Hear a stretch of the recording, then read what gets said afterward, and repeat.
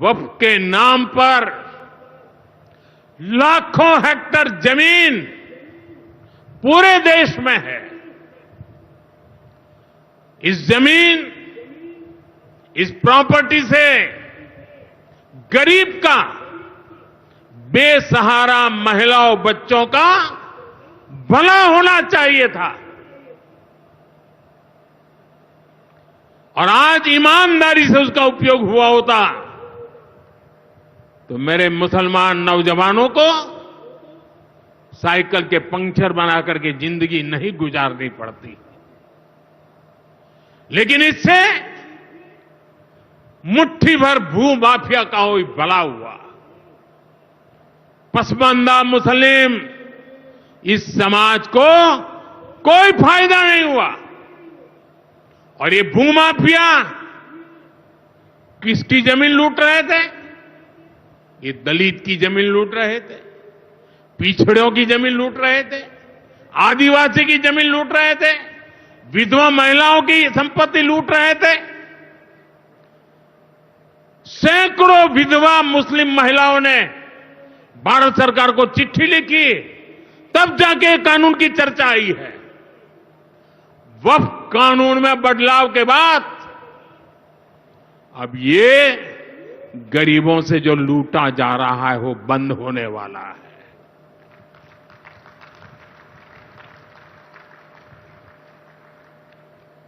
और सबसे बड़ी बात, हमने एक बहुत बड़ा जिम्मेदारीपूर्ण महत्वपूर्ण काम किया है। हमने इस वक्फ कानून में एक और प्रावधान किया है। अब नए कानून के तहत, वक्फ के कानून के तहत किसी भी आदिवासी की जमीन को हिंदुस्तान के किसी भी कोने में आदिवासी की जमीन को, उसके घर को, उसकी संपत्ति को ये वक्फ बोर्ड हाथ भी नहीं लगा पाएगा। ये आदिवासी के हितों की रक्षा करने का, संविधान की मर्यादाओं का पालन करने का हमने बहुत बड़ा काम किया है। नए प्रावधानों से वक्फ की भी पवित्र भावना का सम्मान होगा।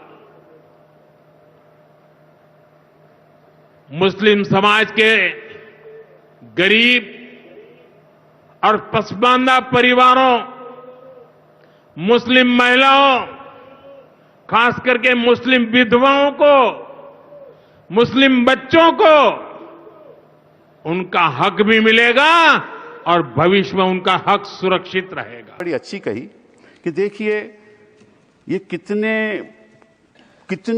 कितनी एकर्स प्रॉपर्टी औकाफ की है, वक्फ की है। मैं उनको बताना चाहता हूं कि there are 32 Waqf boards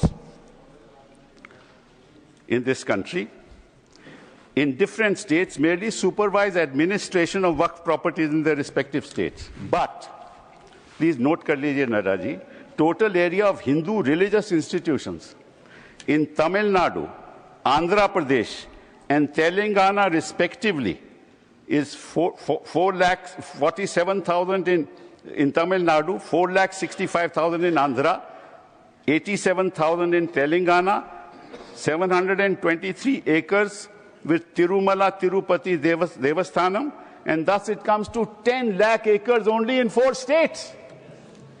And आप कहते हैं कि देखिए औकाफ में 8 लाख एकड़ है। अरे भैया, आपके हिंदू टेम्पल्स में भी इतनी संपत्ति है, वहां आप क्या कर रहे हो? वहां आप क्या कर रहे हो? बाकी स्टेट्स में देखो ना।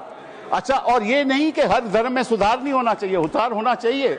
मैं आपके साथ सहमत हूं, हिंदू धर्म में भी सुधार लाना चाहिए, लाना चाहिए ना, हिंदू धर्म भी सुधार लाना चाहिए।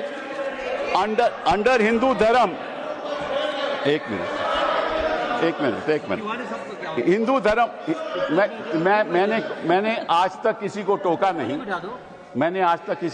नहीं, मैं केवल छोटी सी बात रख रहा हूं आपके सामने। हिंदू धर्म में भी सुधार होना चाहिए। अब हिंदू धर्म के अंतर्गत अगर कोई सेल्फ एक्वायर्ड प्रॉपर्टी हो तो वह अपने बेटों को दे सकता है, बेटी को नहीं दे सकता। कहता है मैं नहीं दूंगा अपनी बेटी को। इस्लाम में भी है कि भाई को ज्यादा मिलेगा और बेटी को कम मिलेगा, इस्लाम में भी यह है। वहां वक्त के द्वारा सुधार हो सकता है, यहां कोई सुधार नहीं हो सकता। तो आप अगर महिलाओं की बात करते हो तो एक कानून लाओ कि हिंदू लॉ में कोई अपनी सेल्फ एक्वायर्ड प्रॉपर्टी केवल बेटों को नहीं दे सकता, वहां महिलाओं का हक होना चाहिए।